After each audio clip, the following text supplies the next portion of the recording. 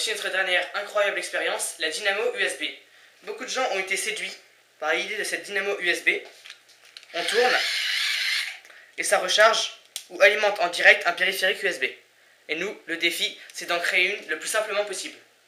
Nous l'avons réalisée, la voici, et on va expliquer comment la faire. Pour fabriquer notre dynamo USB, il faut un jeu de construction avec des engrenages. Nous, on prend des Knex, un moteur électrique, n'importe lequel, avec un embout qu'on puisse adapter avec de la pâte à fixe à une petite roue de Knex. Et pour finir, un adaptateur USB pour voiture. On peut aussi prendre un régulateur 5 volts. Pour le corps en Knex, il faut une manivelle qui relie à une grosse roue d'engrenage qui relie à une plus petite plusieurs fois pour accélérer la vitesse jusqu'à l'embout du moteur. Donc quand je fais un tour de manivelle, l'embout du moteur en fait une trentaine. Ça fonctionne sur ce principe. Quand la grosse roue fait un tour, la petite en fait à peu près 3. Après avoir calé le moteur, ces fils relient au régulateur 5 volts qui relie à une prise USB.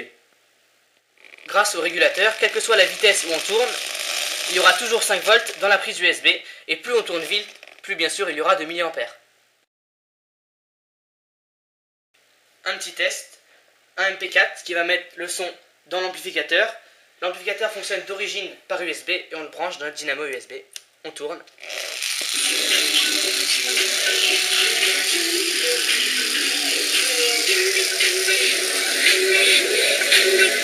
L'ampli fonctionne au maximum. Et on peut tourner doucement. Quand même pas trop doucement.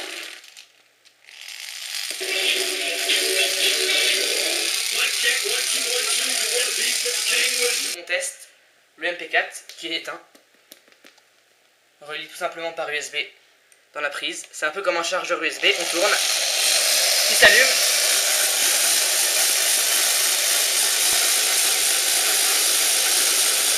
Et il recharge. Voilà, on charge grâce à ma force. On a mis un voltmètre. Le moteur, lui, à l'origine, produit 10 volts ou plus. Le régulateur le remet tout le temps à 5 volts. À partir du moment où il y a 5 volts, le régulateur le met à 5 volts. Et si je tourne plus vite, ça augmente légèrement la tension. Mais ça laisse toujours vers 5 volts. Pour les ampères, plus on tourne vite, plus ça produit. Il produit 300 mA, de quoi vraiment tout alimenter.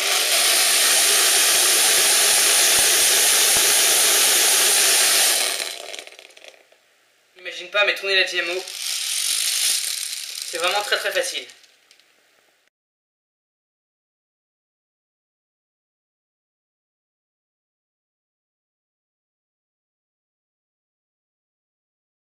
Petit bonus, exploitation maximale de la dynamo.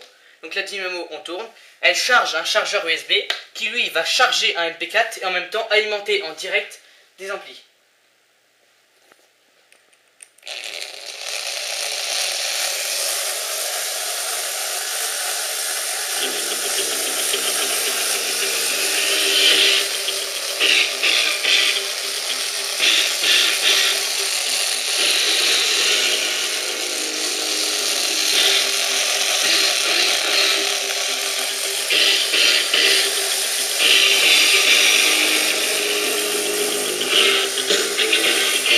C'est bon, le chargeur USB a été activé, il peut fonctionner en autonomie.